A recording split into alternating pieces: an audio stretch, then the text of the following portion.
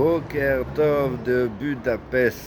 Voilà un petit aperçu d'une des rues de Budapest. C'est très joli, très mignon. Voilà, un petit tartara pour commencer la journée. Un jour, un homme est passé devant le rabbi en Yechidout. Et il demande des brachot au rabbi, il demande des conseils au rabbi. Le rabbi, bien évidemment, lui répond à chacune de ses questions.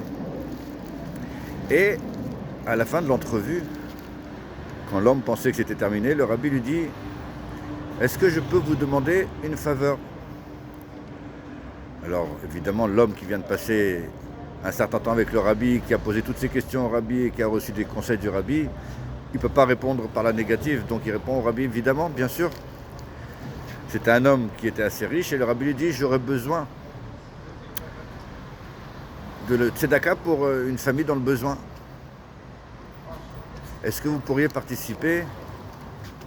Je sais que vous avez les moyens, est-ce qu'il serait possible que vous participiez pour aider cette famille dans le besoin ?»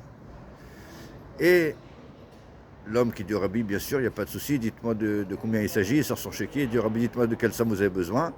Le rabbi lui indique la somme, il écrit la somme. Il signe, et il dit au rabbi, au nom de qui dois-je adresser le chèque? Et le rabbi lui répond, au nom de votre frère.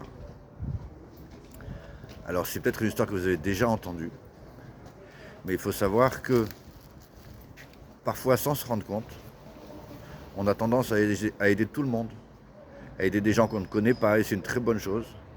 Mais parfois, on oublie d'aider les gens qui sont le plus proches de nous et qui ont besoin de nous.